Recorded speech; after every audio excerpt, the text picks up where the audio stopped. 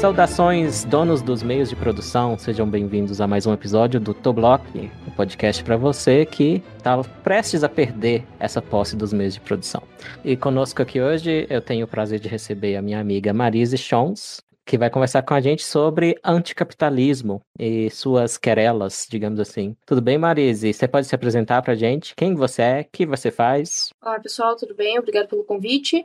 Meu nome é Marise Schons, eu sou formada em Sociologia, Ciências Sociais, sou professora do IBMEC em Relações Internacionais, nas disciplinas de Teoria Contemporânea, História de Relações Internacionais. Também sou professora do Mises Academy, nas disciplinas de Ciência Política, e também estudo políticas públicas, ciências humanas em geral, teoria política moderna, e hoje a gente vai falar sobre as teses que, no caso, se colocam como críticas ao capitalismo e entender, da onde vêm as críticas, por que elas criticam o capitalismo, quais são as reverberações dessas teses hoje no espaço público, nas discussões políticas mais contemporâneas.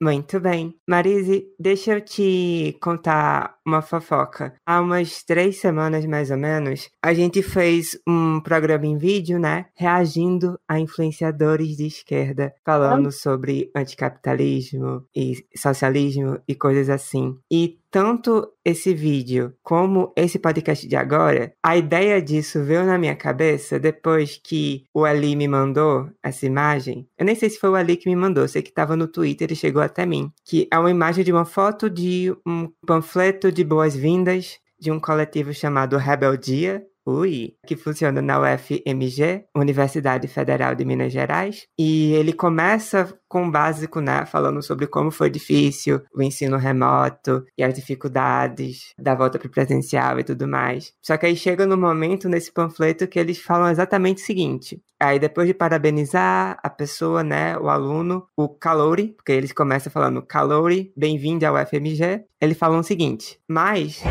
nós somos revolucionários, queremos acabar com o capitalismo.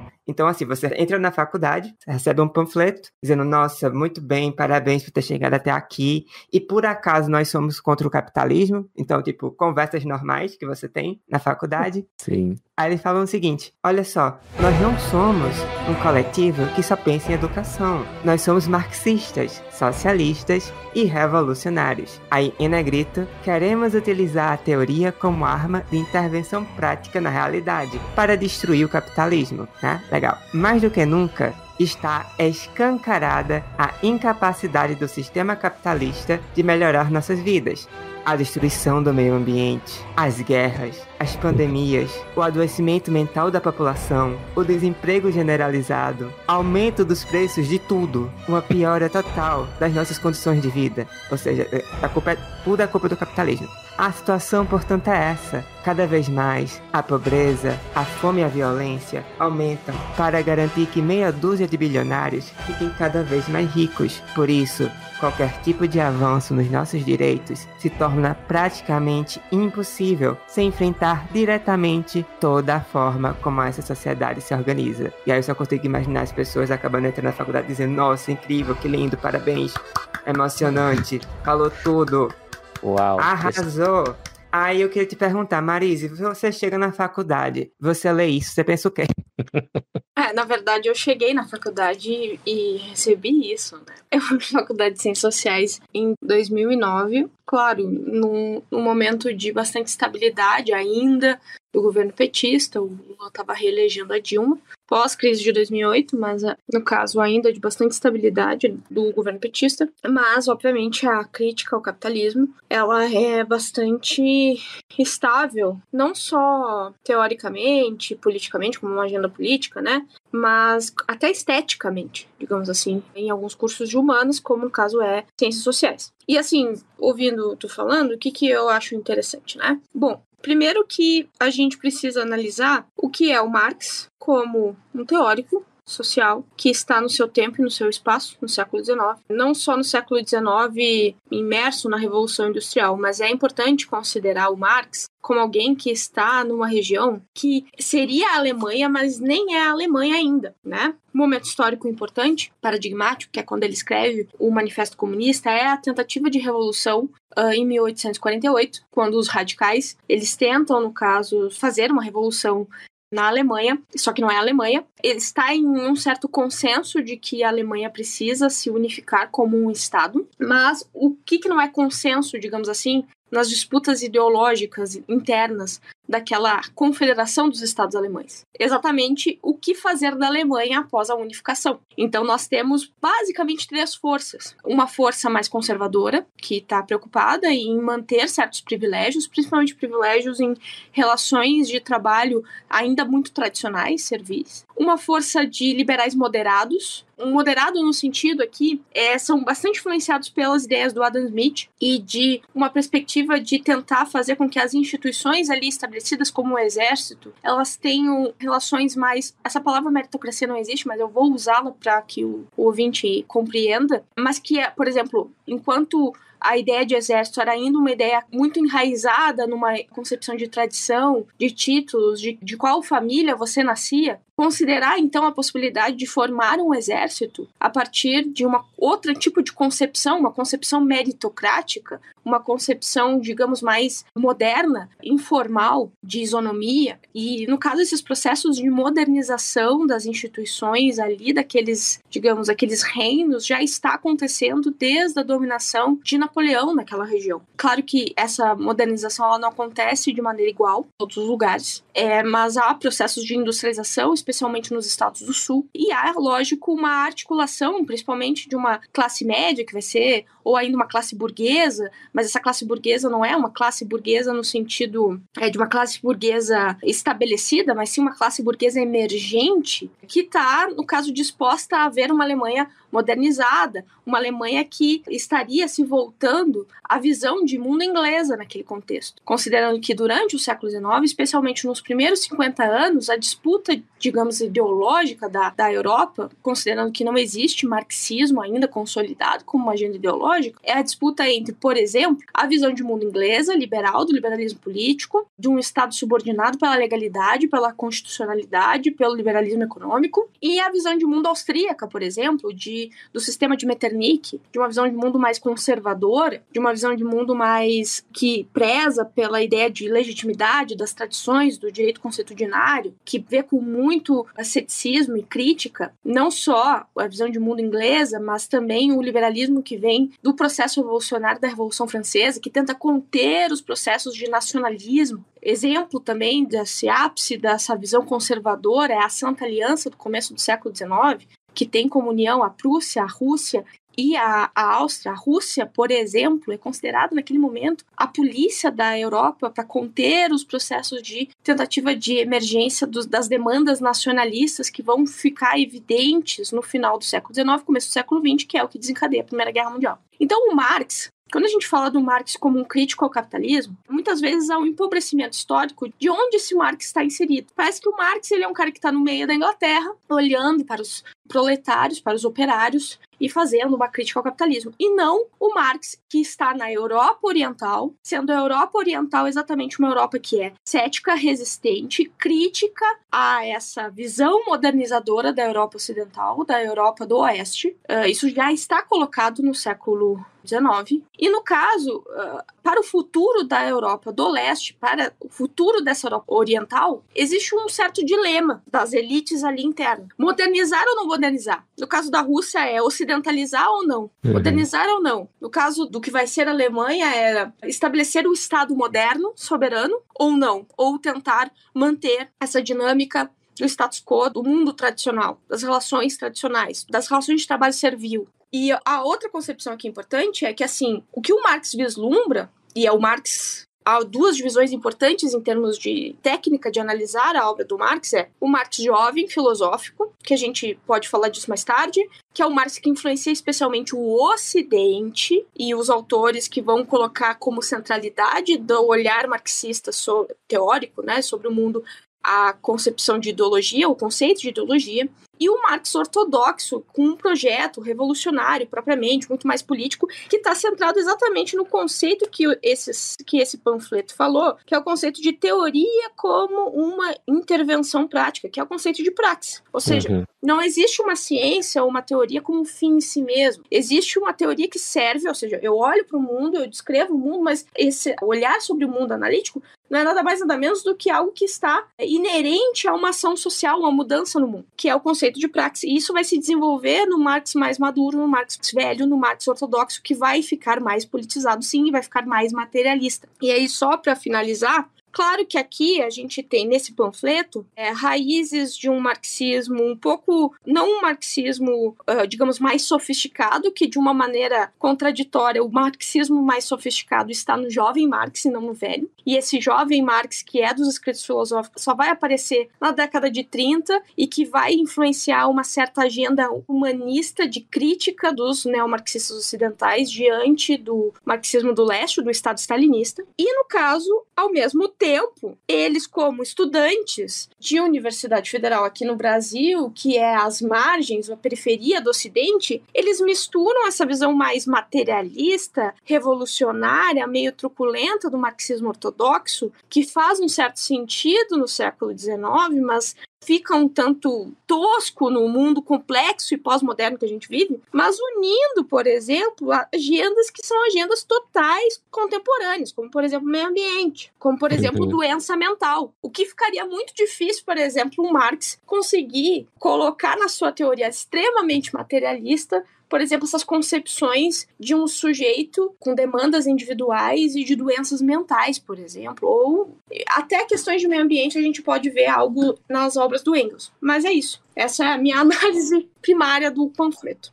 E tem calores ali também. Então o que você está dizendo? Calores, claro. Então o que você está dizendo, Marisa, é que esse panfleto é um monstro Frankenstein de ideias contraditórias? Perfeito. E o que eu estou dizendo também é que o Gramsci está certo. No senso comum, existe uma salada muito complexa de ideologias, de ideias. O Gramsci está certo ao analisar o século XX. Primeiro, que a superestrutura ela tem que ser levada mais em consideração do que o Marx materialista ortodoxo, o velho Marx, levou em consideração, porque o Marx colocava numa certa hierarquia metafísica e determinista, de certa maneira, de que a história era conduzida pelas transformações materiais. Então, as ideias não mudavam o mundo material, era o contrário, o mundo material mudava, as condições materiais mudavam e as ideias por assim mudavam. O que o Gramsci vai olhar para o Ocidente, para o século XX, principalmente com a emergência de uma instituição que não era tão fundamental para o Marx, que é o Estado moderno, tanto que não é fundamental que, para o Marx, o Estado é o Estado burguês e precisa ser superado, não faz sentido o Marx colocar as esperanças, de certa maneira, de uma revolução numa instituição que é burguesa, e isso está claro exatamente quando há a fronteira entre o jovem Marx e o velho Marx em crítica à filosofia do direito a Hegel, que ele abandona a ideia de um Estado, por exemplo, não existe a concepção de um Estado ideal para o Marx.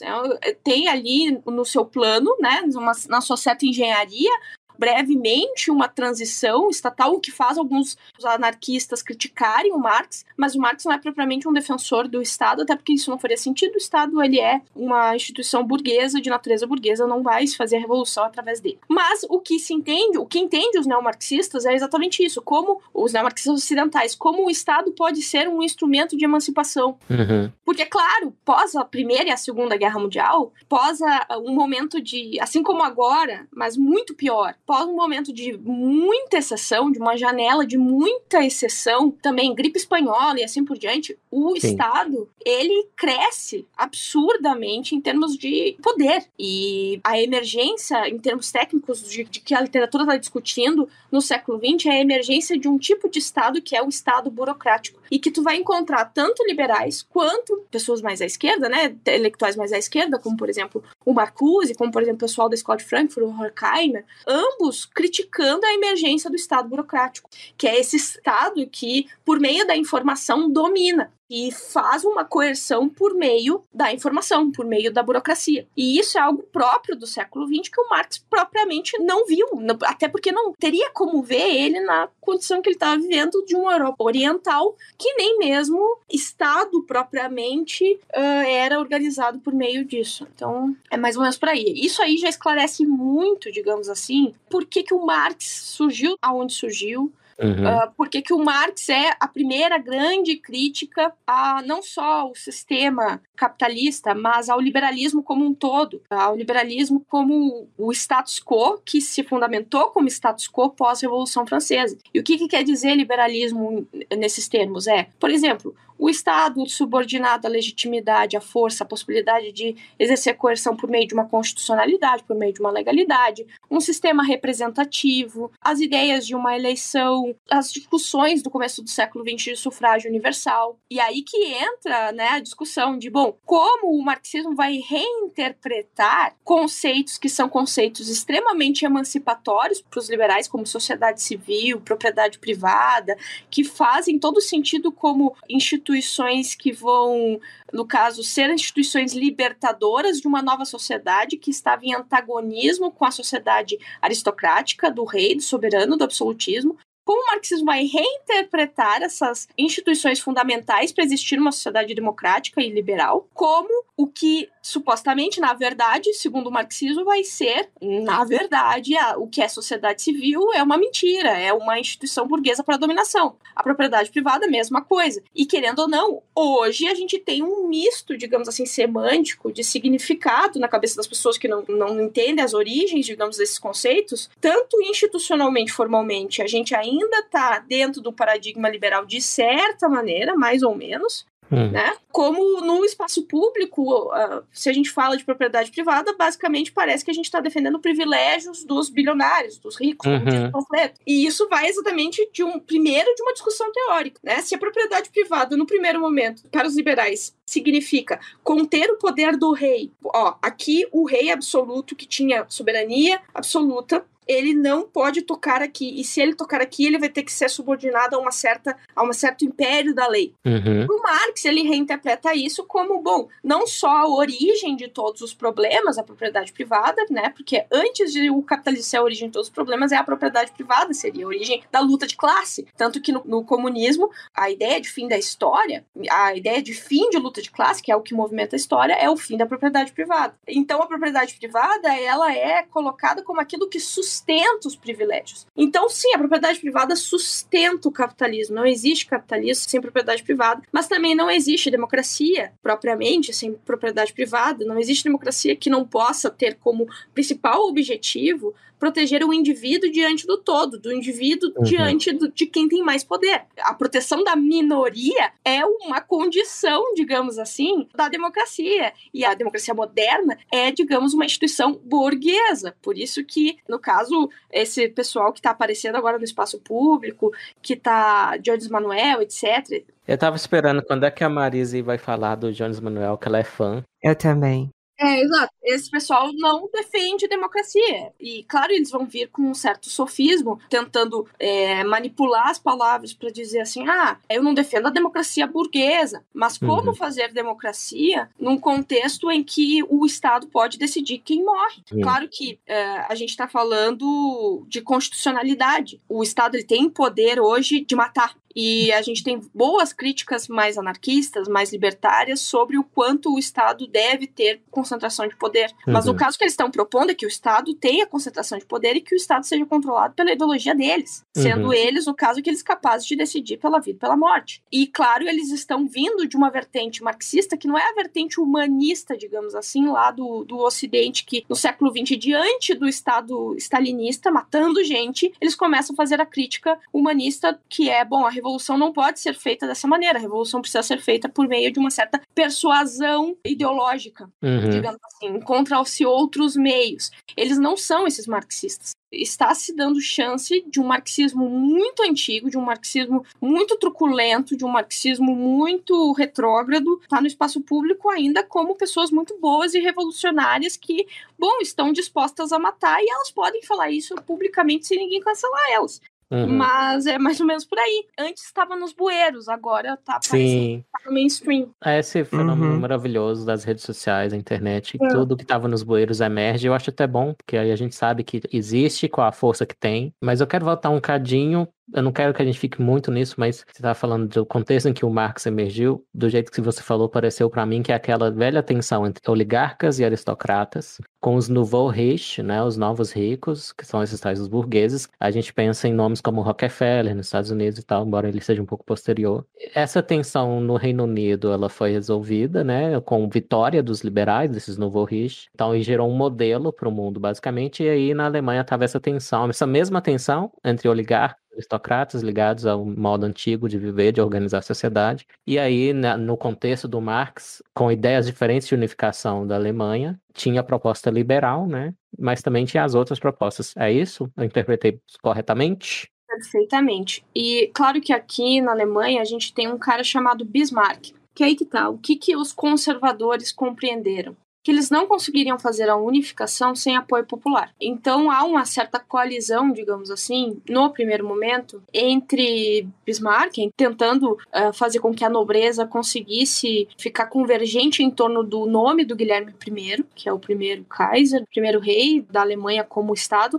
Para vocês terem noção, para o ouvinte ter noção, a Alemanha vai se unificar em 1871 apenas. Então é muito recente. Então, é do Bismarck a responsabilidade. E aí que é interessante, se a gente for comparar o processo de revolução na França e um processo, digamos, de constituição da Alemanha como um Estado, é completamente diferente. A gente tem na Alemanha, na verdade, quem faz esse processo de emancipação da Alemanha são os próprios conservadores, digamos assim, é a própria elite, mas a elite se flexibilizando das tradições mais, digamos, desse modo mais tradicional de concepção de poder, ainda muito ligada até alguns elementos, como, por exemplo, como eu disse, as relações de trabalho, alguns elementos ligados ainda a uma concepção de mundo pré-moderno, ainda do final da Idade Média. Se a gente for comparar também, por exemplo, a Rússia, ela vai se atrasar muito quanto a esse processo de modernização, de flexibilizar as instituições e tudo mais, e a resposta a isso foi uma resposta muito violenta, que é a Revolução Russa. No caso da Áustria, a Revolução Liberal na Áustria acontece em 1850, que dá sobrevida à Áustria, que depois vai sucumbir à Primeira Guerra Mundial.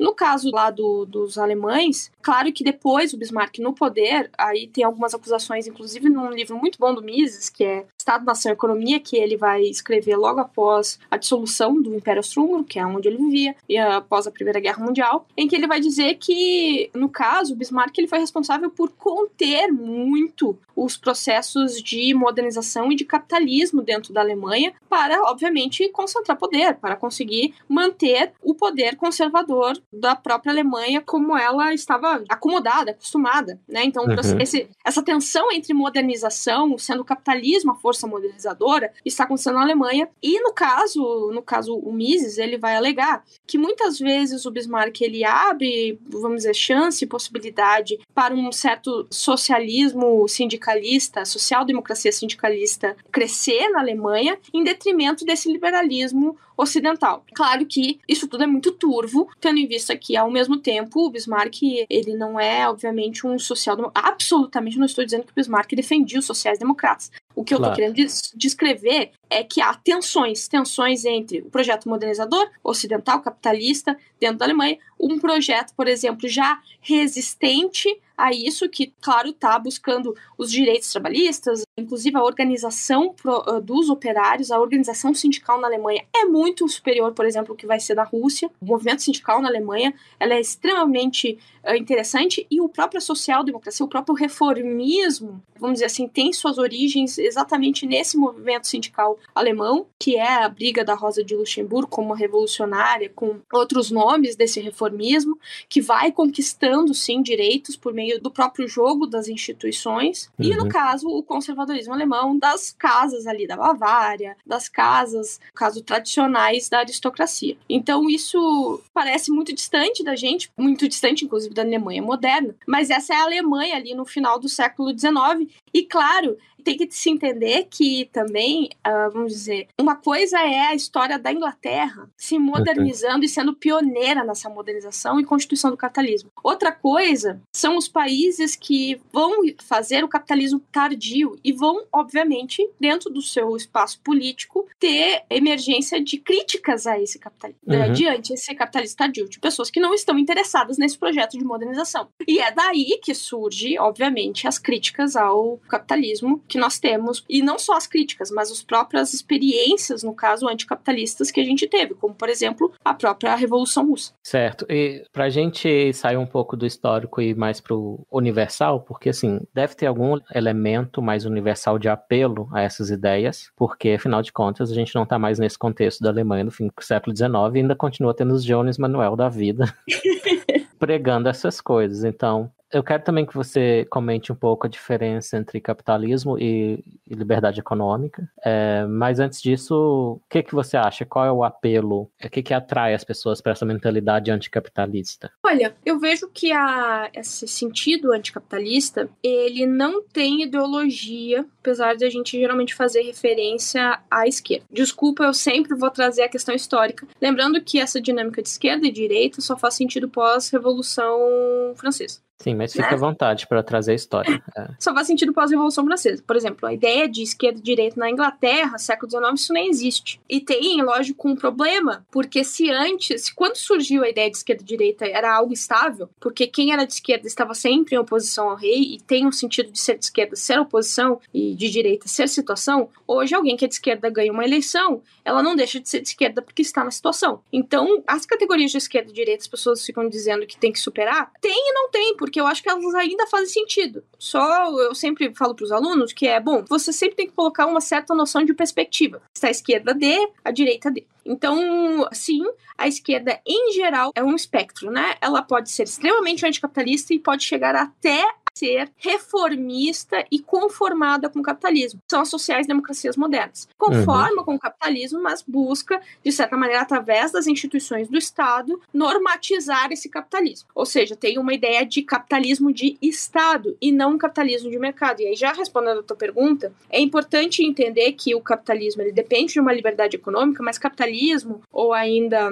preciso distinguir que existem tipos de capitalismo e nem todo capitalismo é livre mercado. Existe o capitalismo de livre mercado, que parte do pressuposto de que existe uma certa condição natural dos mercados, naturalmente, porque existe uma certa racionalidade própria dos sujeitos que estão no mercado, de naturalmente se regularem. E existe, por exemplo, o modelo de capitalismo de Estado, que é emergente do século XX, que entende o seguinte, que essa capacidade, por exemplo, do próprio capitalismo de conseguir suprir principalmente a demanda do pleno emprego, há um certo ceticismo quanto a isso. E aí cabe, no caso, traz aqui uma agenda política do Estado como regulador, interventor, mediador, de certa maneira, das relações econômicas, e isso cabe muito num contexto em que existe uma demanda de, mais do que, por exemplo, uma demanda jurídica de proteção do indivíduo cidadão, mas de uma certa inclusão de um novo ator político que é da classe trabalhadora. Então, sim, a gente tem um capitalismo de Estado que não só se conforma com a democracia liberal, se conforma, de certa maneira, com o capitalismo, mas está tentando fazer o quê? Qual é a prioridade dessa agenda, desse capitalismo? Bom, a prioridade desse capitalismo, é desse sistema econômico que é do Estado social. A prioridade desse Estado social é apaziguar os conflitos de classe. E tem como ator político, como unidade de análise, o ator que é o sujeito de classe, né? A classe em si, a classe social e não o indivíduo. E claro que isso vai solucionar, entre aspas, alguns problemas, vai causar novos, que são os novos dilemas do Estado social. No caso, então a gente tem essa diferença entre a forma de capitalismo do século XX, principalmente um capitalismo de Estado. O capitalismo de livre mercado fica, no caso, outsider, digamos, das discussões. Desculpa, eu fiz um certo corte, mas sobre a mentalidade anticapitalista, no caso hoje, ela pode ser tanto de esquerda quanto de direita. E ela vem muito em épocas trágicas, né? A gente está no pós-Covid em épocas de crise. Por quê? Por exemplo, a gente dá para perceber, claro que seria necessário uma pesquisa mais séria quanto a isso, eu vou ter que usar o recurso aqui de uma certa percepção, está crescendo numa direita brasileira, que se diz conservadora, uma percepção de que isso, claro, vem de uma crítica antimaterialista, mas conscientemente na pessoa comum, digamos assim, no militante comum, ele não está de uma maneira filosófica consciente quanto à crítica antimaterialista do conservador. Não é isso. Ele está olhando para o capitalismo, inclusive com um olhar bastante internacionalizado, uma ideia de crítica ao consumo, crítica às condições, digamos, internacionais de produção. A crítica ao capitalismo hoje ela não está restrita à esquerda, ela pode estar também à direita. Por quê? Porque a crítica vai além, uma crítica do capitalismo, a crítica vai uma crítica à modernidade. Hoje a crítica mais, vamos dizer assim, universal é a crítica ao mundo moderno. Criticar o status quo hoje é criticar as instituições que a modernidade criou. E o capitalismo é, no caso, uma delas, sendo o capitalismo principalmente ligado à forma como a gente produz economicamente, ou seja, do que se trata? Não só a questão da propriedade privada, mas também uma ideia de interdependência das relações por meio da divisão social do trabalho internacional. Então aqui nós temos uma certa condição de quem, no caso, defende o capitalismo, de ver com bons olhos fronteiras abertas, ver com bons olhos o comércio e a cooperação internacional, ver com bons olhos o próprio comércio em si. E isso, no caso, isso não vai ser universal em outras agendas ideológicas. Então, por exemplo, agendas ideológicas que tendem a um nacionalismo, que tendem a um certo nacionalismo hoje, que vão buscar um certo fechamento ou ainda até, de uma maneira escusa, proteção de certos grupos monopolistas, como é o caso, por exemplo, do velho da van hoje, que tende a fechar o mercado, vão apostar, por exemplo, uma crítica ao capitalismo. Mesmo a gente falando, por exemplo, de um capitalismo tão generalizado, já um fenômeno tão complexo e não restrito à Europa do século XVII, XVIII e XIX, que a gente já tem o capitalismo chinês, que também tem sua própria forma. Você trouxe um exemplo já do velho da van, realmente ele está se articulando para fazer aquele bom e velho rent-seeking, aquela influenciazinha sobre Bolsonaro para fechar, na verdade a desculpa dele é nivelar a taxação, né, sobre os concorrentes dele. Em vez de aniquilar imposto ou de Exato, imposto. Ele quer subir todo mundo em vez de baixar para todo mundo. Mas eu tenho um exemplo melhor ainda do que o velho da van, que é o nosso saudosíssimo Olavo de Carvalho, que morreu agora, em abril passado, e ele deixou pós-mortem, o tweet fixado dele diz o seguinte: o capitalismo é padrinho e protetor do comunismo. A guerra não é entre capitalismo e comunismo, é entre cristianismo e comunismo. Aí a gente teria que fazer um outro podcast pra falar do Olavo, porque... não faz isso comigo não, gente, pelo amor de Deus. Então, eu posso trazer alguém que pensa bem do Olavo pra defender ele pra nós, Agatha. A minha questão com o Olavo ainda não é complicada, assim, porque tem que olhar, eu acho que pra qualquer um tem que olhar com uma certa honestidade. E o problema que eu tenho com o Olavo não é nem que eu tenho, o Olavo, ele não foi muito, ele não tem uma obra sistematizada, né? Ele tem obras publicadas, lógico, algumas organizadas pelos próprios alunos, e tu tem, na verdade, vários Olavos. Né? Tu tem o Olavo que, de certa maneira, é individualista, não exatamente, não é exatamente aquele que protege, que defende o individualismo burguês, mas é um individualista, é um ocidentalista, defende o Ocidente, etc, etc. Agora, o Olavo que parece mais evidente hoje em dia, que parece mais evidente como deixou legado da militância que hoje se diz conservadora, é o Olavo antimoderno. E aí o Olavo antimoderno, ele vai influenciar os olavistas conservadores, etc., que vão se inspirar nisso, que vão ser não só antiliberais, antiliberalismo político, antiliberalismo econômico, anticapitalista também. Então, essa crítica moderna do Olavo, a crítica à modernidade, ela ficou muito, muito intensa no decorrer do tempo, a ponto de o inimigo do Olavo não se tornou só a esquerda. Sim. Na verdade, se tornou a esquerda, sendo a esquerda um desdobramento. É claro, ele força, e aí eu acho que de uma maneira bastante desonesta, algumas produtoras também fazem isso, algumas produtoras de conteúdo com essa inspiração faz isso, de querer forçar a barra quanto à relação do liberalismo com o comunismo. É importante reforçar que é um fato de que o comunismo é uma crítica ao liberalismo. Sim. Não existe irmandade. Agora, os dois, eles são criados dentro do contexto moderno e podem ser associados, digamos assim, dentro a este contexto histórico. Mas o comunismo, o marxismo, a esquerda é uma crítica. A esquerda hoje, não estou falando da esquerda lá da França. Francesa, ela vai ter níveis diferentes de críticas ao capitalismo, ao liberalismo e assim por diante. Então, assim, forçar a barra nessa de que o comunismo e o liberalismo são aliados, eu acho uma desonestidade intelectual. E, claro, o que o Olavo está propondo, e aí eu gosto de que as pessoas sejam sinceras, claro, ele não pode ser mais, porque ele faleceu, né? É que o que ele está propondo é uma dissolução do projeto moderno de sociedade. E o projeto moderno de sociedade é um projeto moderno de sociedade que, por exemplo, estabelece não só um Estado, mas estabelece uma certa divisão entre o público e o privado, em que a religião ela é um ato voluntário e privado, que não é, no caso, uma coerção estatal, né? Não pode ser uma coerção estatal. É a nossa concepção não só de tolerância religiosa, mas a nossa concepção de religiosidade no mundo privado. Então, o liberalismo, ele não é necessariamente anticlerical, mas ele é secular. Não. Ele vai ser secular. Inclusive, alguns conservadores vão ser seculares por eles serem conservadores modernos. No caso, por exemplo, os conservadores ingleses, eles vão muito mais para uma linha secular, porque eles são muito influenciados pelo próprio liberalismo da época, de fazer uma certa divisão entre público e privado. Por entenderem, por exemplo, uma certa divisão entre o Estado e a religião. Mas Sim. a ideia de divisão de Estado e religião não é desqualificar a religião, mas é entender que a religião é algo do privado e também entendendo, a partir disso, uma certa tese epistemológica de que existem indivíduos e indivíduos são diferentes, não existe uma certa hegemonia, não existe possibilidade de hegemonia, logo é melhor que a decisão seja voluntária e que se estabeleça essa divisão entre público e privado. Pensei, assim, desculpa interromper, eu pensei direto no John Milton, porque a aeropagética, que é uma das defesas mais antigas da liberdade de expressão mais explícitas, é justamente a proposta dele de parar de censurar livros e tal, com motivações religiosas, porque está propondo a liberdade de expressão como uma pedra de toque para a tolerância religiosa também, né? E justamente avançando essa ideia, bem cedo, inclusive, de crença religiosa como algo privado e não algo a ser imposto pelo Estado.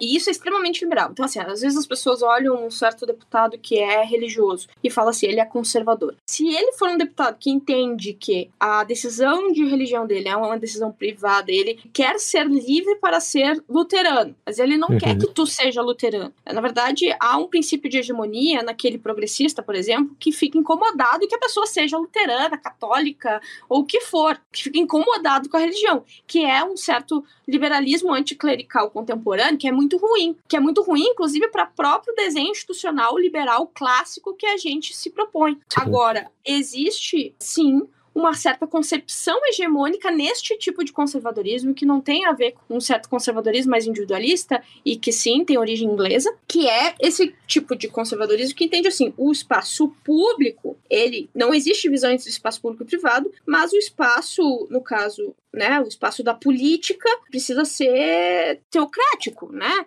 O que o Olavo está propondo é o fim de uma modernidade e uma retomada, de certa maneira, não é nem uma retomada à Idade Média, mas ele começa, lógico, em termos intelectuais, a uma justa reinterpretação da Idade Média, porque existe, sim, uma injusta interpretação da Idade Média, porque é das trevas. Sim. Existe muito, mas ele faz isso não de uma maneira, digamos, não emocional. Tanto que no Jardim das Aflições, quando ele vai falar do Epícoro, quando ele vai... o Jardim das Aflições é um misto de muita gritaria dele mesmo, com ele mesmo, falando mal do Epícoro, falando mal da tal palestra que ele viu. Então, o Olavo, ele tem muita coisa turva. Sim. É difícil dizer, porque aí vai vir um vídeo dele na internet, alguém que defende, né, vai vir com um vídeo dele na internet, ele falando que os austríacos são uma excelente solução em termos econômicos. E aí tu vai dizer, quem que vale? O Olavo do livro ou o Olavo da internet? O Olavo do YouTube? Aí fica realmente muito complicado. Então, ao mesmo tempo que eles tentam provar que o liberalismo é irmão do comunismo, na prática, eles estão se aproximando, né, em termos de agenda, muito a agenda anticapitalista, que é própria, hoje, da esquerda latino-americana, por exemplo. Que é uma concepção de protecionismo, nacionalismo, é uma concepção bastante moralista em relação ao lucro, uma crítica ao consumo, à indústria cultural, à globalização, enfim, eu não sei até que ponto o Olavo ele é um dos que ensina de que a esquerda ela acuse os outros do que você faz, e eu não sei até que ponto ele não faz exatamente isso. Ah, sim. Eu acho que isso é uma evidência da terceira via, digamos assim, que o liberalismo é, porque ao mesmo tempo que olavetes acusam os liberais de estarem próximos... Vamos falar a frase clássica do Olavo sobre o liberal, que todo olavete cola na nossa timeline, no Twitter o tempo todo, que é: por trás de todo liberal há um cu aberto implorando por uma pica comunista. Olavo de Carvalho.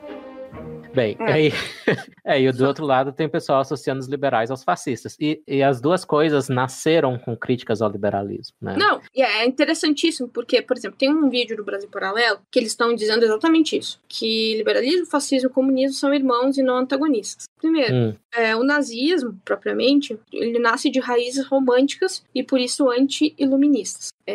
A tese deles é duas, né? Primeiro, que todos são raízes do iluminismo. Aqui já ferra porque, bom, o fascismo e o nazismo, eles têm em si uma crítica anti-iluminista. Sim. Segundo, sim, tá certo, sim, de que o marxismo se sente herdeiro da Revolução Francesa. Só que assim, herdeiro em que sentido? Para perpetuar o liberalismo? Não, herdeiro no sentido de identificar uma história material que ali naquele momento os burgueses superaram a classe dominante, que era a classe aristocrática. E que agora, no momento do Marx, era dos operários superarem a classe dominante, que era a classe burguesa. Então é herdeira no sentido de fazer e a própria Revolução Russa sim se considerava herdeira da Revolução Francesa, mas absolutamente não herdeira do liberalismo, mas herdeira como herdeira dessa história material de revolução. Então, assim, é de uma desonestidade intelectual enorme tu dizer que, bom, existe alguma correlação não crítica entre um comunista e um liberal. E a outra questão aqui é que a tese do tal vídeo do Brasil Paralelo é que existe uma certa concepção de Estado,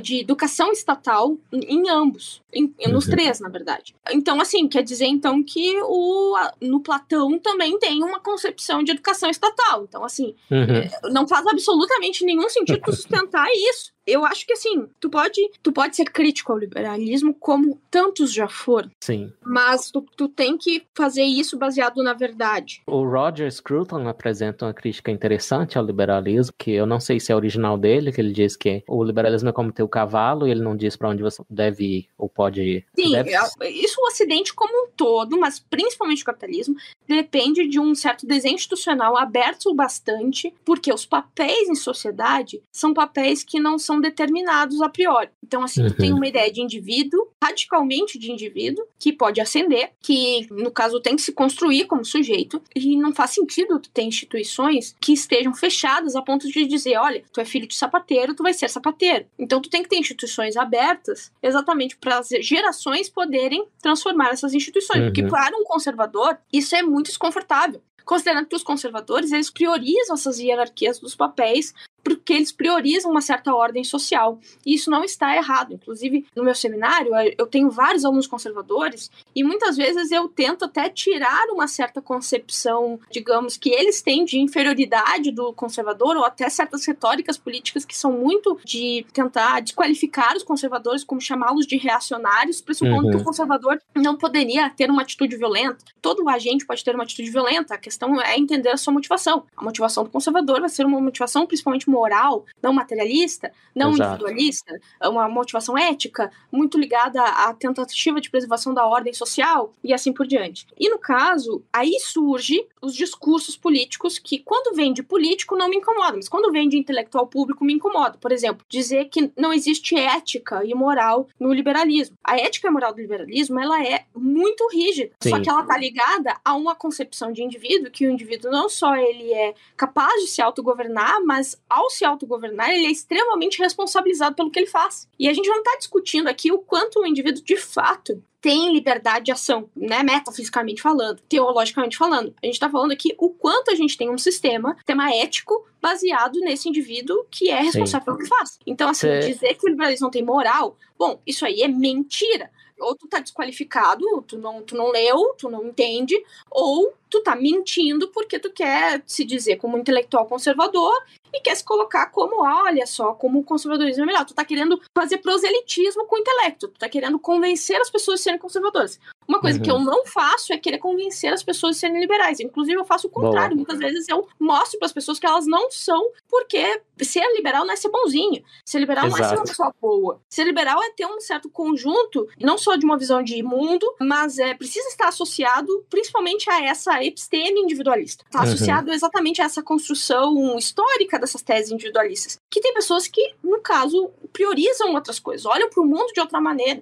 E é justo que seja assim. E aí que está a questão liberal, que vou responder pro Olavo. Não pro Olavo, mas responder esse tweet do Olavo. Sim. A questão é que pro liberal tem algo a priori, que é a pluralidade não só é uma condição, a hegemonia não é uma agenda possível. Enquanto para um conservador e para um cara de esquerda, a hegemonia é uma agenda possível, ou seja, eu aniquilar a pluralidade para exercer a hegemonia por meio do poder, isso até de certa maneira é possível. Pro liberal não só não é possível, como é ruim. No caso, existe um certo valor na pluralidade, porque além das instituições devem estar abertas, a verdade também precisa estar aberta para ser refutada a qualquer momento. A concepção de verdade, não só do liberalismo, mas isso está associado ao Ocidente, ela eu posso estar errado. Então isso é verdade, mas eu posso estar errado. Isso não é relativismo. Isso é simplesmente a questão de que, bom, a verdade ela precisa estar sempre em e aí vocês são cientistas, tu é biólogo principalmente, a verdade precisa estar sempre aberta para reconsiderações. Exato. E aí você encontrou, já sugeriu a âncora do pensamento do Karl Popper, que une o pensamento liberal dele para a sociedade aberta e para a ciência. Exato. Então, existe uma unidade no Karl Popper que a gente não acha no Olavo.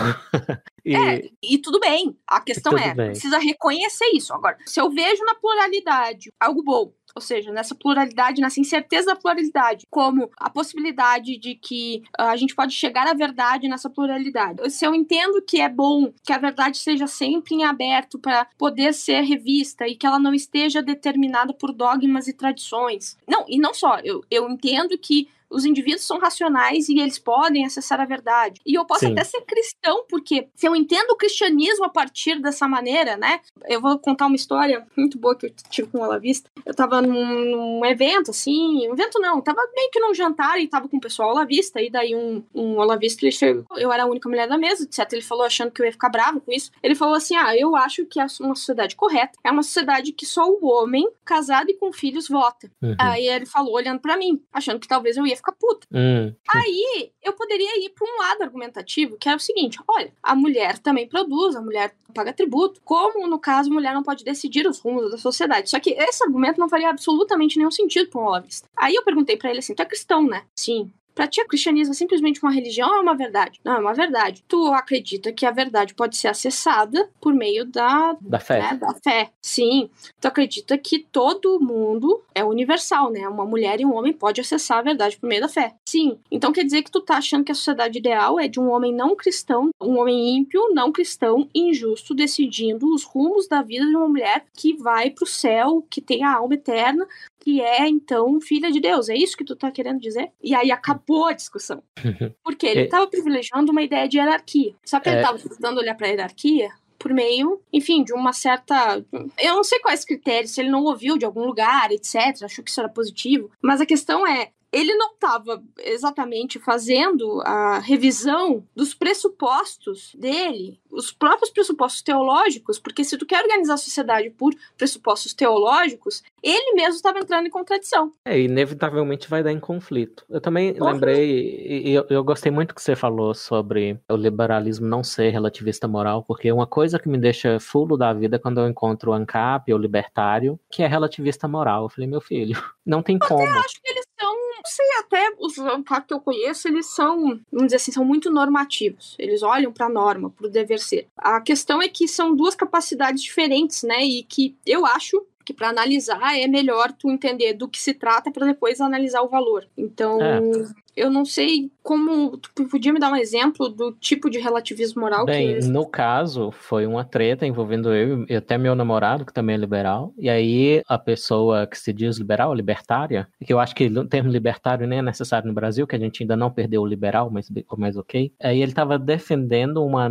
não sanção à China, e aí eu falei, e os indivíduos lá oprimidos, os uigures e tal, que não tem nenhuma das liberdades respeitadas pelo Estado totalitário ou despótico do Xi Jinping, o regime do Xi Jinping. Ele não eu sou relativista moral, só se aplica onde eu tô, e lá eu não me importo com os indivíduos. Então, ok, né? Lindo.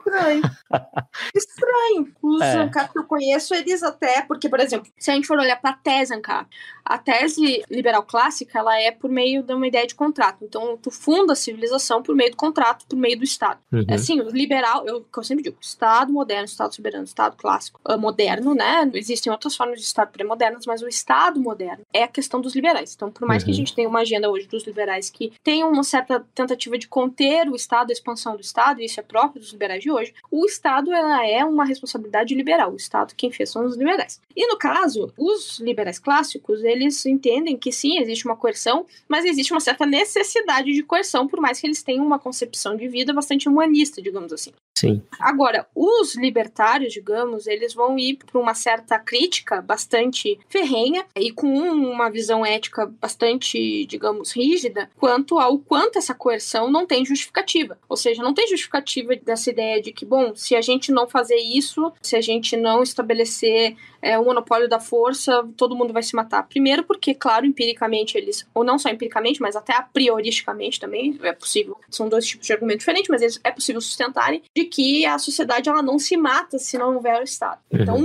dos argumentos deles é que, bom, para haver Estado precisa de tributo, precisa de dinheiro, se precisa de dinheiro é porque já existe uma cooperação econômica na sociedade previamente antes do Estado. Então, o Estado se trata de poder, se trata de soberania, se trata de uma elite que passa a ter dominação sobre um grupo maior. Seu argumento é um argumento interessante, é um argumento que tira um pouco, vamos dizer assim, a tese mais estabelecida do processo civilizador baseado no Estado. Então, qual é a tese do processo civilizador baseado no Estado? É a tese do seguinte: é a tese que entende que, bom, o Estado, ele pacifica as relações. Sim. E ela é interessante? Ela é interessante. Mas ela é o status quo, claro, das academias e tudo mais. Acho super interessante. Ali a gente tem o Norbert Elias, principalmente.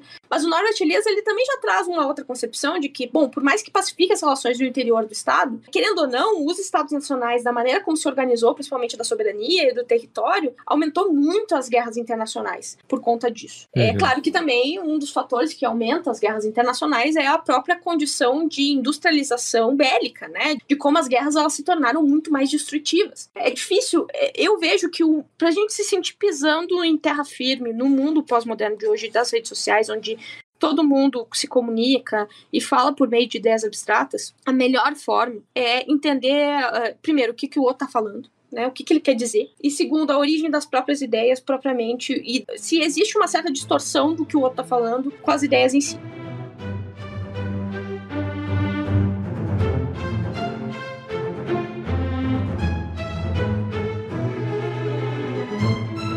Perfeito. Então você falou sobre a questão da semântica e tudo mais. Você acha que quando as pessoas estão conversando sobre por que é necessário ser anticapitalista ou por que o capitalismo causa mal ou causa tais problemas, essas pessoas estão falando sobre as mesmas coisas? Elas estão sendo honestas? O que é que você observa que poderiam estar vendo equívocos aí? Que envolve desde questões sobre redistribuição de renda, sobre questões de pobreza, igualdade, desigualdade. O que é que você tem a trazer sobre isso? Olha, eu não quero psicologizar a questão, né? Poderia se psicologizar, fazer uma psicologia de boteco e dizer que, bom, existem pessoas que estão olhando para sua vida, vendo o quanto é difícil viver, o quanto é difícil, quanto, claro, a ética liberal, que tem como contexto material o capitalismo, coloca muito peso na ética individual, e tem gente que não quer isso, e isso exige um certo processo de maturidade, de ser adulto, de entender que a mamãe e papai nem sempre vai te sustentar, o Estado não vai te sustentar, o mundo não te deve nada, é tu que se sustenta e ponto, né? E tu deve buscar isso, e sim, para algumas pessoas isso é uma espécie de exploração, uma espécie de sufocamento, uma espécie de ditadura, uma espécie de desconforto, de imposição, e para outras isso é simplesmente a realidade, e elas vão, enfim, buscar a sua vida por meio do seu trabalho, da busca das condições materiais de existência. E é engraçado porque alguns poderiam me dizer: isso tu tá falando porque tu não é pobre. Pelo contrário, vendo na própria faculdade, os alunos mais pobres eram aqueles que viam a faculdade mais como uma chance de trabalho, de ascensão social, eram mais sérios em relação ao trabalho do que os alunos mais ricos, com mais privilégio, que tinham uma certa noção de inadequação em relação ao capitalismo. Você não quis psicologizar, Marise, mas eu vou psicologizar.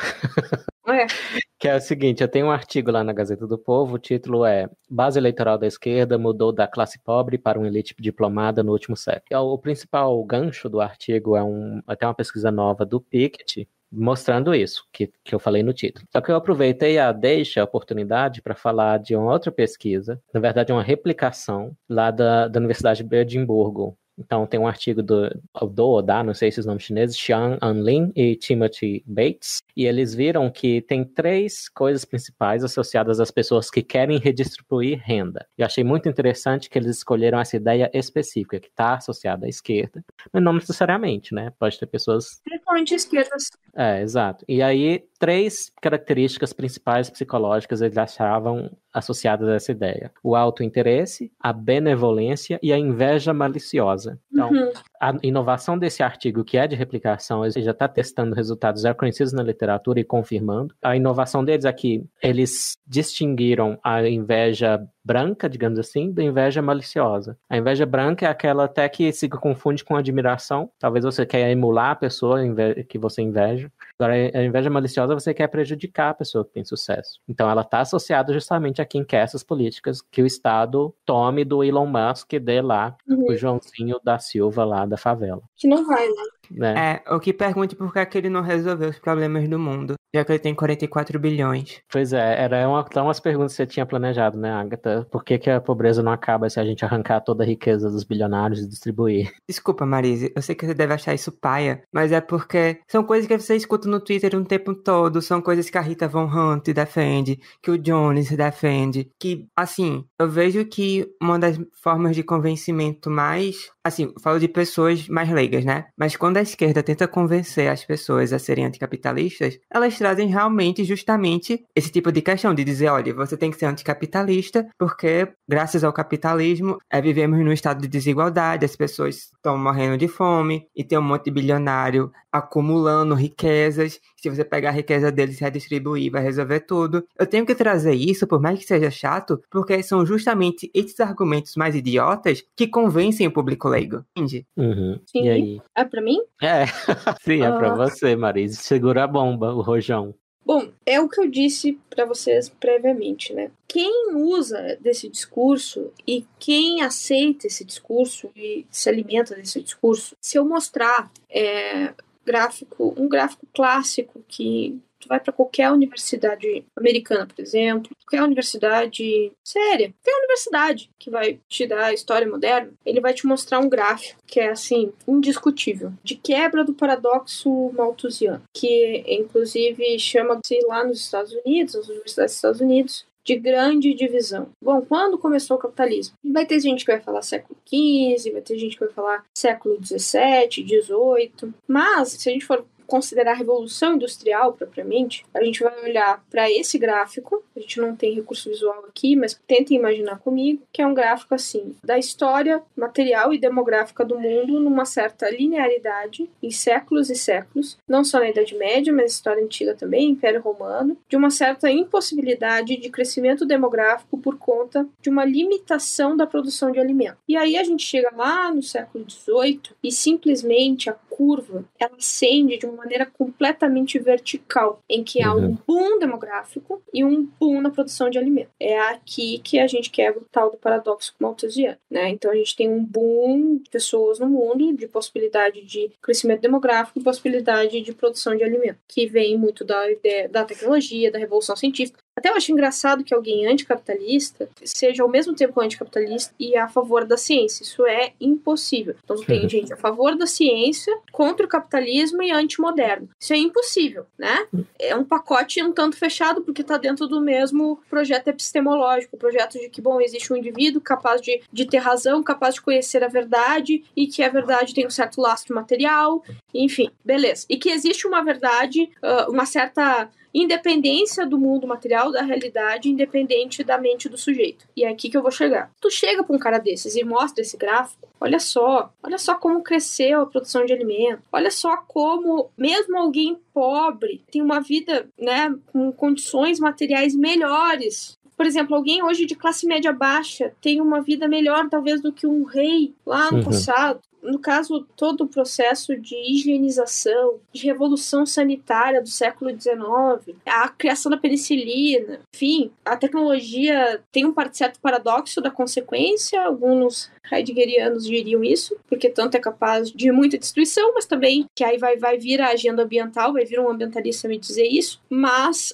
também trouxe grande possibilidade de vacinas, de remédios, de bem-estar, e assim por diante. Então, assim, se a gente parar para pensar, o bem-estar e também um Estado que está buscando um bem-estar, as pessoas que estão buscando o bem-estar, isso é próprio dos nossos tempos.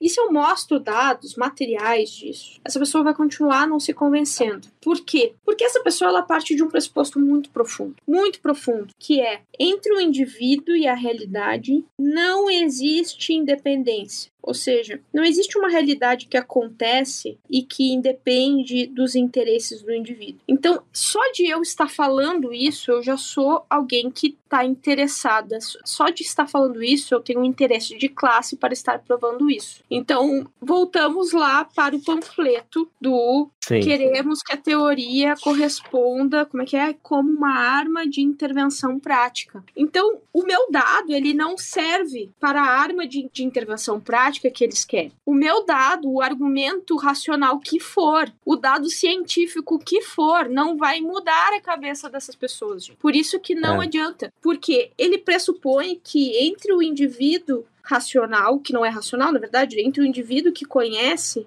existe uma interdependência entre ele e a realidade e uma certa condição de interesse, o conhecimento ele é produzido numa certa condição social de existência e por isso o conhecimento sempre reflete ao interesse, o interesse sempre vai refletir um certo sistema de poder. Então, eu falar isso é porque eu sou, supostamente, alguém interessada que o poder da burguesia se perpetue. Então, não adianta eu mostrar esses dados. Essa redução a interesses ocultos, escusos, e que são os verdadeiros interesses, não aqueles que você verbaliza, expressa e pensa a respeito, isso é algo que o marxismo tem em comum com o pós-modernismo, que tem em comum com o Olavo de Carvalho. Os três adoram essa noção de reduzir as explicações a interesses ocultos e escusos, e a alternativa que eu sugiro para quem quiser olhar é que existem os interesses, mas eles convivem com os interesses mais nobres. As motivações mais ocultas, egoístas, elas convivem em paralelo com as motivações mais intelectuais, publicáveis, tweetáveis. Isso está dentro das mesmas cabeças, inclusive do mesmo indivíduo. Então, é muita ganância epistemológica você tentar reduzir, por exemplo, o que a Marisa está falando, apresentar as evidências de que a ascensão do liberalismo está correlacionada a uma riqueza. Até para explicar para o ouvinte que não tiver entendido, o que é o paradoxo malthusiano? O Malthus, antes do Darwin, propôs que a produção de alimentos aumentava uma taxa aritmética, uma curvazinha, enquanto a população aumentava exponencialmente, aquela curva que vai subindo. E esse gráfico que a Marise fez alusão aqui, ele é um exponencial de produção, de riqueza, de alimentos, de tudo que você imaginar, inclusive de sobrevivência das crianças, porque na Roma Antiga, 50% das crianças morriam, e muito correlacionado com a ascensão dos livres mercados e da propagação das ideias liberais, isso é inegável. Aí quando eu apresento isso, Marisa, para falar da minha experiência, aí o pessoal fala, não, é tudo da China. Aí eu tiro a China porque você faz lá no Our World in Data, aquele site de Oxford com todos esses dados, aí se dá para você tirar a China e mostrar que o padrão continua o mesmo, né? Mas o meu favorito desses gráficos, Marisa, é um que mostra com mais antecedência ainda volta a renascença, e a curva é do PIB per capita, produto interno bruto por cabeça das pessoas que vivem em determinado país. Ele dá um primeiro picozinho em toda a história onde foi possível mensurar. O primeiro picozinho de PIB per capita é na Renascença, né? E a gente não acha isso uma grande surpresa. Mas para voltar, que a gente já está assim, aludindo de novo à esquerda, mas para voltar à direita anticapitalista, dá para ver a influência do olavismo, do Olavo de Carvalho. Você citou o Brasil Paralelo, inclusive eu dei entrevista para eles, um documentário sobre a beleza, o fim da beleza. Eles acabaram não usando a minha entrevista porque ela era bem focada em atratividade de facial e de corpos, mas a abordagem biológica, e eu acho que não interessou a mensagem geral. Mas enfim, aí lá eles sugerem, talvez de uma forma sutil, que a Renascença é o começo da decadência. Sim, a modernidade. E mentem, esse documentário chega a me doer fisicamente. Me dói fisicamente. Porque, enfim, a gente teria que discutir isso depois, mas é esse o raciocínio. Então, por exemplo, o que é a instituição da sociedade civil? A sociedade civil, ela é a possibilidade da organização de ser uma instituição intermediária entre o indivíduo e o Estado. A sociedade civil tem um papel, uma sociedade liberal, de conter o Estado. Só que, olha, a questão contra-intuitiva, claro que vem do iluminismo, de uma ideia de modernidade, uma ideia de que existe a possibilidade, até muito otimista, tá? Do do poder ser subordinado pela razão, de o Estado mesmo sendo controlado pela sociedade civil, qual é o papel do Estado diante da sociedade civil? É proteger a sociedade civil através da Constituição. Então ele está sendo, de certa maneira, atacado pela sociedade civil, né, controlado pela sociedade civil, mas ele não está contra-atacando. Não é esse o processo. Não é essa a concepção de poder. É uma concepção de, bom, ao mesmo tempo eu estou protegendo a sociedade civil. É aí que está, enfim, uma certa utopia racionalista, e aqui está o otimismo liberal de que, bom, todos somos racionais, podemos argumentar e chegar a um certo consenso racional. Eu posso mostrar um gráfico e mostrar para o marxista lá, olha só como cresceu a riqueza desde o capitalismo. Só que isso, gente, só é possível funcionar quando alguém pressupõe de que existe uma verdade independente da minha mente, independente da minha... É uma relação entre o sujeito e o objeto de que, bom, existe uma certa realidade independente da minha vontade, da minha volição. Então, epistemologicamente, eu só posso ser alguém que, primeiro, entendo que o indivíduo ele pode conhecer, que o indivíduo pode conhecer objetivamente, mesmo que possa existir um certo realismo crítico. Eu sou muito realista crítica, que existem limitações nesse conhecimento, existem incertezas, existem racionalidade limitada, existe muita incerteza, a gente pode errar, não pode se basear num certo racionalismo de que tudo é acessado pela razão, absolutamente não, mas preciso entender que existe uma certa realidade independente da minha vontade. Existe um conhecimento objetivo que não é sempre um conhecimento que seja produto, por exemplo, do interesse de classe, do interesse ideológico, da condição social de existência. Existe uma certa concepção dos liberais em geral de que quando eu entendo a causalidade dos efeitos, eu preciso me subordinar a isso. Ou seja, quando eu entendo que malte, lúpulo, fermento e água dá aquilo que chamam de cerveja, não é possível que produza algo como, por exemplo, vinho, porque não vai acontecer. Então eu tenho uma certa subordinação a uma realidade, principalmente uma realidade material, que não é que ela seja imutável, mas ela simplesmente me subordina. É o que eu escrevi outro dia no Instagram sobre a ética oculta da discussão política e ética da filosofia ocidental. Essa ética oculta é que, bom, o conhecimento ele tem valor e o conhecimento nos subordina. Existe uma certa realidade que a gente no caso, autolimitado por essa realidade. É a ética, a vocação do cientista, no caso, para o Weber. Então, no caso, o conhecimento não pode servir para fins ideológicos, mas o Weber está pressupondo de que existe a possibilidade dessa separação, do conhecimento servir para fins que não ideológicos. E o Marx está pressupondo de que não só não existe a possibilidade dessa separação, como o conhecimento precisa servir para fins políticos, que é o conceito de praxis. E que o sujeito, no caso, ele não é um sujeito individual que constrói sua subjetividade individualmente, mas sim, ele é um sujeito que tem uma consciência ideológica. A ideologia é praticamente uma consciência, é um sujeito que tem uma ideologia, essa ideologia ela é construída na história material, na sua condição de classe. Então, claro que vai haver outros neomarxistas que vão desmaterializar essa ideia de ideologia, mas a gente está entendendo uma certa construção coletiva do sujeito e não individualista. E é por isso que eu reforço as teses individualistas, a ideia de que o indivíduo tem razão, não razão de tipo de ser verdade, mas que o indivíduo tem essa Olavo capacidade tem razão. De conhecer. Que o indivíduo tem a capacidade de conhecer e que existe uma razão individual e que existe uma certa verdade que é independente se eu conheço, inclusive se eu não conheço. Ou seja, as frutas que eu conheço e consigo descrever não são todas as frutas do mundo e isso independe da minha vontade. As coisas não passam a existir quando a gente dá nome a elas, as coisas existem por si só, essa certa independência depende dessa relação meio racional que a gente tem com as coisas. E o liberalismo depende dessa concepção de racionalidade. Só que, claro, a gente pode ser um super positivista de achar que simplesmente a gente observa e observa objetivamente o mundo, o que não é verdade. É lógico que existe ali uma dinâmica de linguagem, existe uma dinâmica de cultura e tudo mais. Ou a gente pode ir para um caminho do meio, que é como eu digo, o racionalismo crítico. Eu admito que existe racionalidade, mas que a gente tem limitação ao conhecer. E aí, desculpa não poder trazer vários argumentos lacradores para o Jones Manuel e para a Rita, não sei o quê, porque eu sei que não adianta. Não adianta. A gente sabe porque tudo que você falou são coisas que eles já escutaram também, nunca adiantou. Eles estão aí há anos falando as mesmas coisas e faz sentido. Eles têm um público deles, eles não podem perder o público deles, então, independente disso também, vão continuar falando. E por que o Jones nem tanto, porque como a Maris disse, ele é um fóssil ideológico que desenterraram sei lá onde. Mas a Rita, que é a mais pós-moderna, eu vou pela explicação do Stephen Hicks no livro Explicando o Pós-Modernismo. De onde surgiu o pós-modernismo? Justamente dessa esperança de que os proletários fossem fazer a revolução, o tempo ia passando e as previsões de Marx deram toda errada. Ele falou que a classe média ia sumir, ela só aumentou e só enriqueceu, todo mundo enriqueceu. Ele falou que a renda ia se concentrar cada vez mais em detrimento dos pobres, enquanto os pobres enriqueceram junto com os ricos. Então, deu tudo errado, e quando dá tudo errado, é igual o meu sobrinho, ele tá mais velhinho agora, ele tá com quase 12 anos, ele tá mais maduro, mas quando ele era mais novinho, a gente ia jogar, por exemplo, damas, se ele estivesse perdendo, ele jogava o tabuleiro pra cima. É essa mesma atitude. Eu acho que observar o comportamento infantil é muito importante para entender os ideólogos. Tem muito isso no mercado, né? Então, assim, o próprio ideólogo de direita hoje já abriu uma janela de oportunidade de ser ideólogo de direita. Então, assim, sim, tu vai ganhar público dizendo que tá tudo bem, siga a sua vida, trabalhe, tenha casa e tenha filho se quiser, ou tenha pet se quiser, obtenha patrimônio.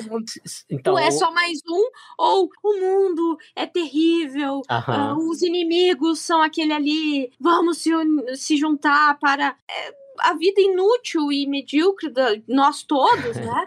Eu acho muito feliz que a minha vida seja medíocre, quer dizer que eu não tenho que mudar o mundo, mas tem gente que se sente mais herói, precisa se sentir mais herói. Aí, você chegou num bom psicologismo, que é abandonar a esperança, pelo menos essa ingênua, utópica de reformar o mundo para melhor enquanto você está aqui e pegar em armas e fazer revolução. Abandonar essa esperança é muito terapêutico para a mente individual, porque você cuida do seu próprio jardim e você é feliz assim, contanto que você não esteja sendo, né, atacado, oprimido, tendo seus bens tomados de você arbitrariamente, né? Que é o problema do liberal às vezes, né? Eu acho que às vezes os conservadores, eles são mais capazes de identificar, por exemplo, quando a questão, ela não é só, como eu dei o exemplo, né? Às vezes o progressismo, ele não assume uma identidade liberal mesmo, que é, bom, temos uma agenda progressista, mas queremos que individualmente as pessoas possam ser o que elas quiserem. Não, o progressismo se coloca às vezes como uma agenda hegemônica, do tipo, não, nós estamos incomodados que você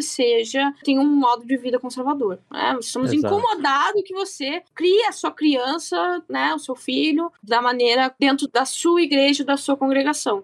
E aí é essa luta hegemônica. Sim, pra quem não entendeu a minha metáfora de jogar o tabuleiro pra cima, é que assim, o Marx prometeu que ele ia fazer um socialismo científico que é oposto ou é o melhor do que os socialismos utópicos que ele denegriu desse jeito. Só que aí, quando as previsões falharam em se concretizar, eles abandonaram as regras do quê? As regras da razão, da investigação. Exato. Então, foram parar no relativismo. E é por isso que hoje nós temos os pós-modernos. E dos pós-modernos aí brotou outra coisa, que é o identitarismo que a gente tem agora.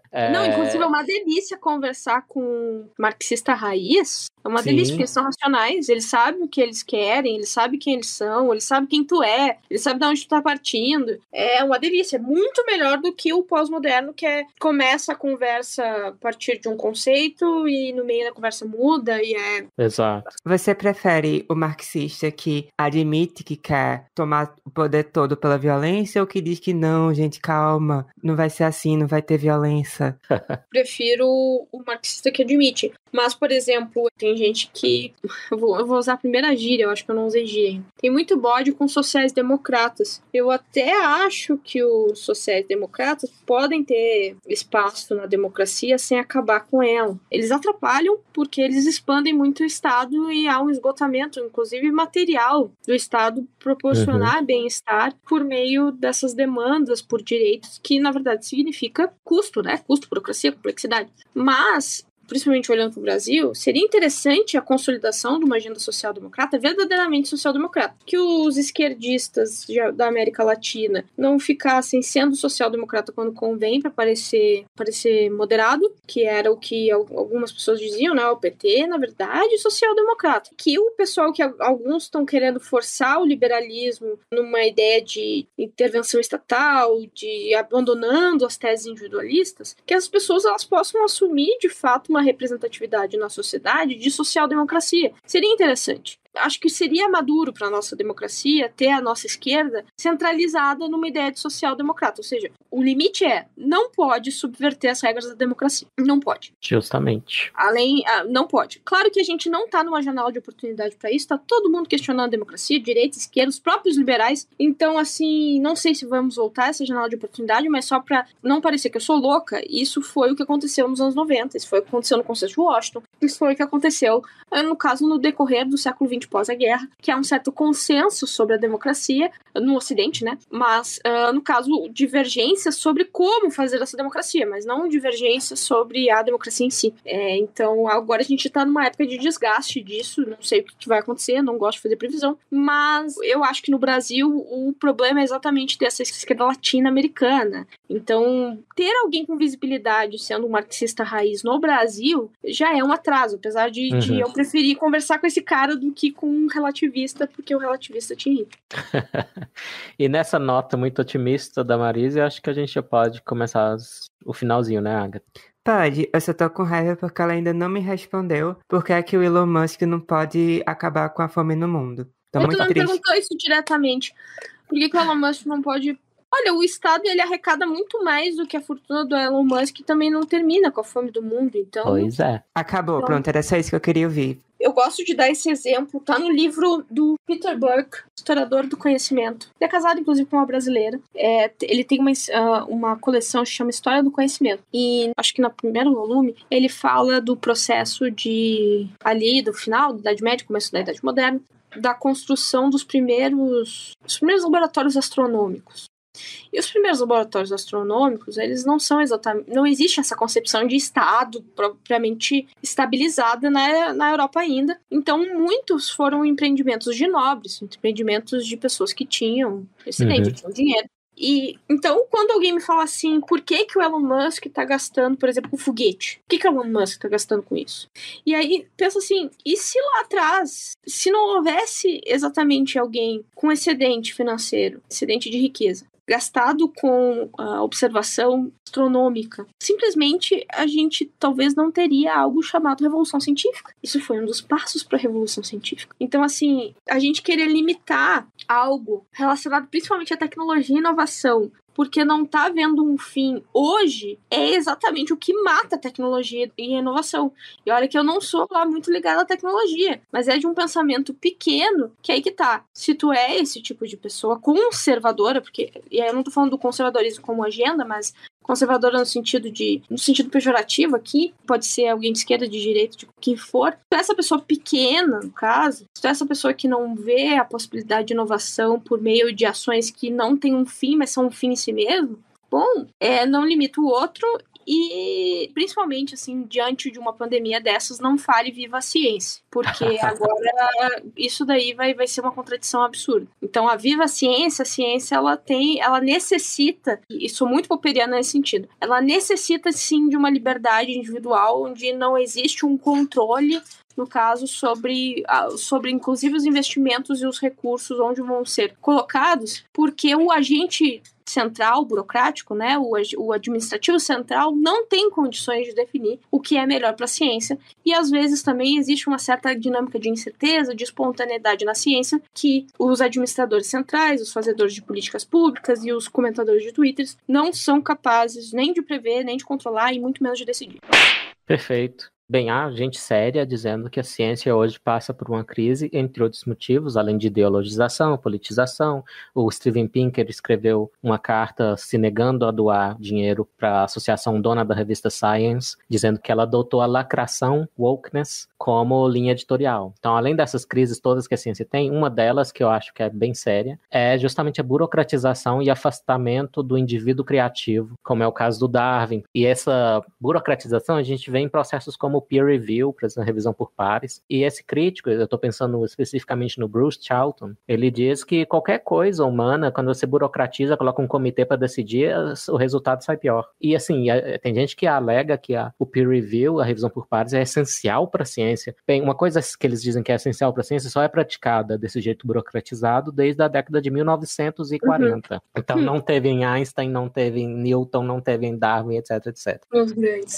Então tem tudo isso. Agora, Agora, as minhas considerações finais sobre capitalismo e anticapitalismo. Eu acho que um dos erros fatais dos anticapitalistas, mais à esquerda, é que eles confundem, às vezes propositalmente, desigualdade com pobreza ou miséria, se preferirem. E falar que o problema é a desigualdade serve como motivador ou desculpa para defender mais coerção, mais interferência na vida do indivíduo para arrancar de uns e dar para outros. Ironicamente, quando tenta-se fazer isso na prática, como se tentou na União Soviética, eles criam aí sim uma desigualdade que é em si imoral, porque é causada justamente por esse Estado cleptocrata, toma da população demais. Então, entendendo que o problema é a miséria e a pobreza, e entendendo que o livre mercado é uma das forças mais eficazes em tirar as pessoas da pobreza, aí está posto o problema. Toda essa mão de visão de rejeição ao capitalismo. E o capitalismo que eu acho defensável é aquele que se confunde, se sinonimiza com liberdade econômica, com sai da frente que lá vem gente.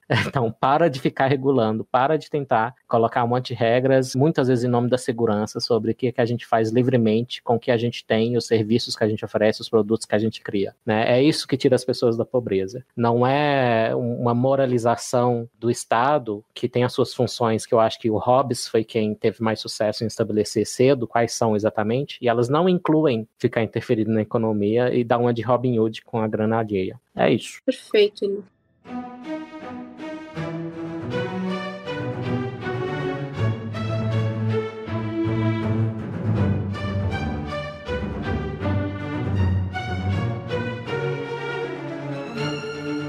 E você, Marise? Eu não tinha feito as considerações finais. Nossa, as minhas considerações... O Eli foi tão bem que eu acho que eu não preciso de considerações finais. Nesse caso, a gente pode começar a fofocar, né, Eli? Podemos fofocar. Qual é a fofoca, Agatha? Você está interessada? Nas tentativas de institucionalizar o liberalismo no Brasil? Sim, eu tenho muitos, porque assim, eu como uma pessoa que sempre foi jogada de um balaio pro outro, eu tive esse momento de tentar descobrir, qual é o grupinho que eu me encaixo? Qual é o movimento aqui, a coisa que eu consigo me encaixar? Mas acho que principalmente depois que eu conheci o Ali, eu comecei a perceber como o quão complicado, né? É conseguir isso, porque às vezes você idealiza que não, esse daqui vai dar certo, isso aqui vai ser legal, né? Porque, nossa, isso aqui é roxo, roxo é minha cor favorita, vai ser isso aqui. Então, eu não sei, queria saber de vocês, o que é que vocês acham? Acham que dá realmente pra você ter aqui no Brasil esse tipo de grupinho que combine? Eu e a Marise nos conhecemos numa tentativa de institucionalização que é o Livres, né, Marise? E qual o problema do Livres? Eu acho bom existir o Livres, não me entenda mal. Eu prefiro que exista o Livres do que os vários DCEs stalinistas maoístas que já passaram por esse país. Porém, eu acho que ele se baseou num erro inicial, que ironicamente esse erro ele foi tratado por uma economista trans, e eu disse isso no Twitter recentemente, que eu acho muito engraçado quando a Folha de São Paulo, por exemplo, tem uma equipe super simpática ao progressismo e as loucuras que o progressismo está trazendo, como o identitarismo, quando ela traz a Deirdre McCloskey, que é essa economista, para falar de liberdade, e ela critica o Bolsonaro, com razão, só que aí chega na parte que é essa que o Livres... Qual é digamos, o lema deles? Liberal por inteiro. Na época, né, historicamente, quando ele se formou, lá em 2017, a tentativa era de se distinguir do Novo, né? Que o Novo atraía um pessoal que enfatizava a economia, eles queriam enfatizar o outro lado, que eu acho que a gente pode chamar de costumes, de social, etc. Então, por exemplo, se a gente tem o que eu não acho que nem é liberdade social, que é defender cotas raciais. Para mim, isso é já contraditório com o liberalismo. Na época não era nem defender cotas. Não era. Era defender a liberdade individual, por exemplo, de desassociar o liberalismo a um certo elitismo. Só que a Deirdre McCloskey, ela diz, o mais importante é a parte econômica. É ela que possibilita o resto. Então, a Deirdre McCloskey, que eles chamam, provavelmente porque ela é trans e ela é tudo isso, né, que tá na moda, ela dá nos dedos deles. Ela diz, não, a economia é o principal. E ela tem muita razão, porque se você pensar em questões sociais com respeito à sexualidade, por exemplo, em Singapura tem quase nada de direito reconhecido para os LGBT, mas não é o pior dos países para LGBT, não. Se brincar é melhor que o nosso. Por quê? É um país que foi às custas de um déspota esclarecido, né? Mas ele tem muita liberdade econômica e enriqueceu desse jeito. E lá, então, os indivíduos vivem sua vida, gays ou não gays, então não há um problema, inclusive, não está sendo, que esses direitos não estejam lá no papel, no tão amado papel que os brasileiros adoram tanto, né? Então, por esse tipo de coisa, eu acho que a mensagem do Livres é profundamente defeituosa, manca, e quando eu fiz o trabalho de mostrar que as estatísticas usadas no Brasil há 20 anos de mortes por homofobia eram falsas, tomei chá de cadeira e tal e tal. Então eu tenho questões pessoais, mas eu acho que tem a questão intelectual e eu acho que atrai muitas pessoas que, se fossem um pouquinho mais honestas consigo mesmo, reconheceriam que elas são social-democratas. No caso, a ideia de liberal por inteiro, num contexto onde o liberalismo ainda é uma palavra maldita, e visto como uma agenda sempre muito elitista, ou ainda restrita a, caso, uma agenda econômica, fez um sentido e também nesse antagonismo com o novo. Mas depois essa mensagem ela acabou ficando cafona, acabou ficando pedante. E considerando as decisões da própria instituição, estéticas, de mensagem, acabou ficando hipócrita, contraditório, porque os liberais por inteiro foram se afastando do propósito mais necessário para um liberal no Brasil, que é fazer com que o comerciante seja menos tributado, que o tio do cachorro-quente da esquina possa ter menos problema trabalhista, para contratar um chapeiro. Exato. Que a tia que vai fazer um salão de beleza não tenha tanta burocracia com o alvará, para que as pessoas elas possam se desenvolver, possam ter suas condições de vida, seu bem-estar, se desenvolverem como sujeitos, como indivíduos. E internamente a gente tinha que discutir além dos argumentos econômicos do porquê o liberalismo era bom. Mas nisso eles foram limitados em achar que essa discussão envolvia em inferiorizar a agenda econômica, achar que a agenda econômica era menos importante. Aliás, no momento em que tu tem até uma direita que está abrindo mão, está questionando o sistema capitalista, o capitalismo como o sistema a ser preservado, né? Ela nunca foi tão importante. Exato. Nunca foi tão importante. Então, enfim, é uma pena. Não quero entrar em questões pessoais, mas acho que é por aí.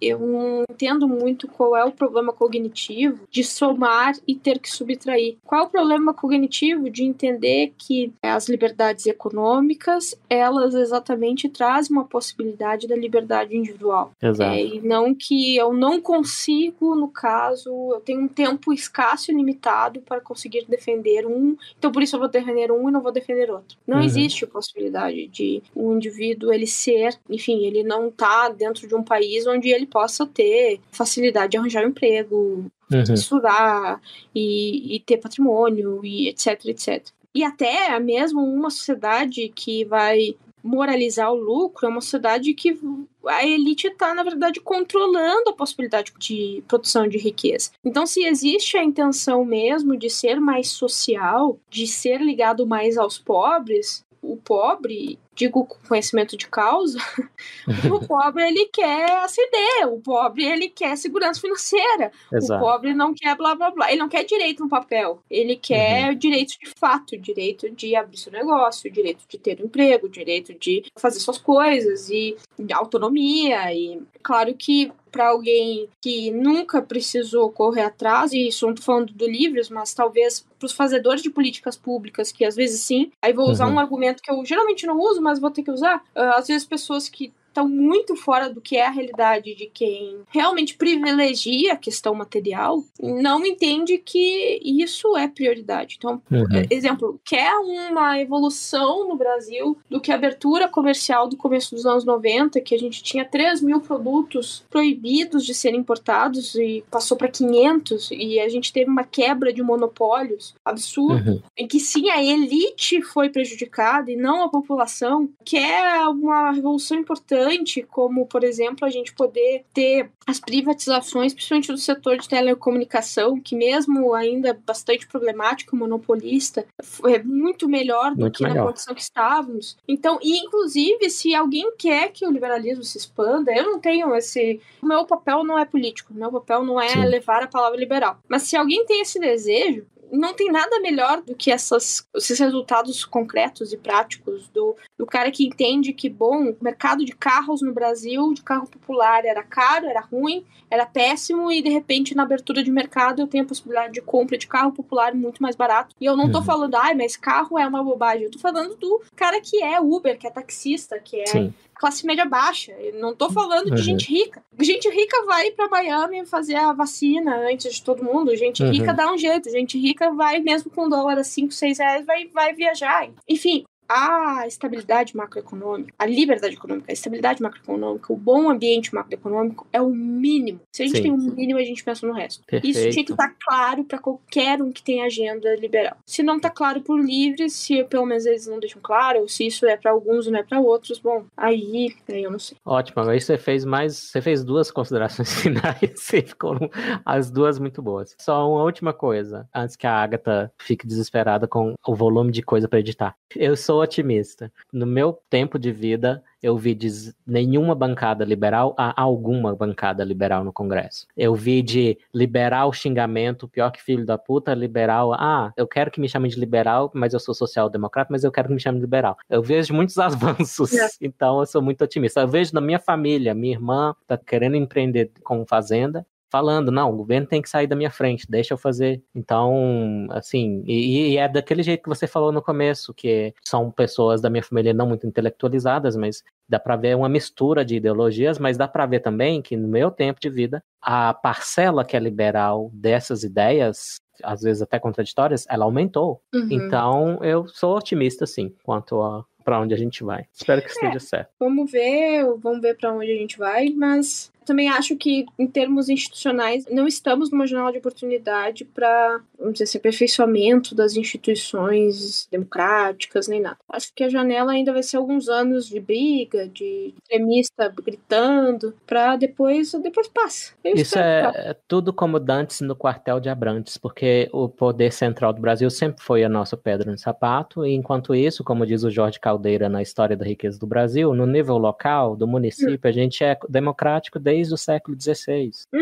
Então, o problema sempre esteve no Rio e agora em Brasília, né? Então... Exato. Exatamente, perfeito. Fecha. Vou fechar sim.